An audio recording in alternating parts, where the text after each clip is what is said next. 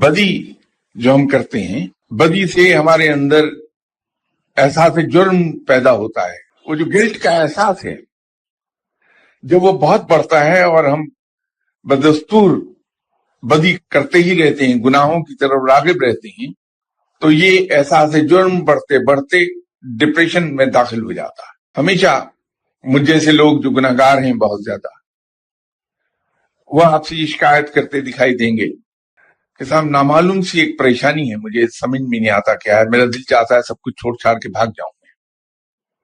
یہ ایک سمٹم ہے اس چیز کا کہ اسپرچل ڈیزیز فزیکل ڈیزیز میں تبدیل ہو رہی ہے اور یہ ڈپریشن پر جا کے ختم ہو جائے گی.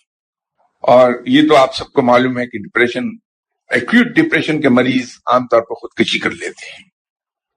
جو ڈپریشن کے مریض ہیں وہ اختلال قلب کے مریض ہو جاتے ہیں، ان کے جسم میں عام طور پر درد رہنے لگتا ہے. یہ سب فزیکل ڈیزیز میں کنورشن ہو رہی ہے اسپرچل ڈیزیز کی.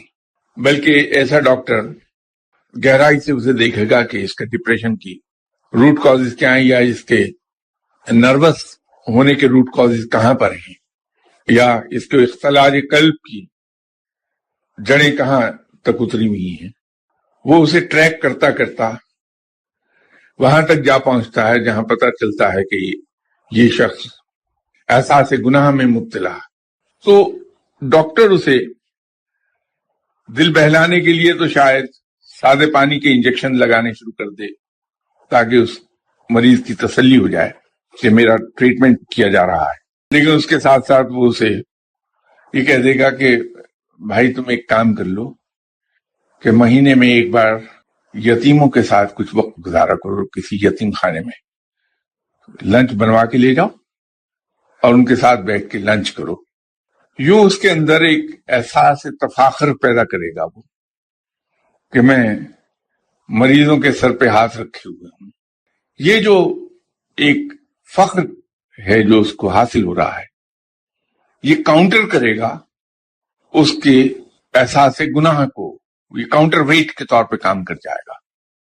اور پھر وہ آہستہ آہستہ اسے کہتا ہے کہ تم ایک کام کر لو، یار تمہارے خاندان میں دیکھو کوئی ایسی بیوہ ہے جس کے کوئی وسائل نہیں، اپنی آمدنی میں سے کچھ اس پر خرچ کر دیا کرو.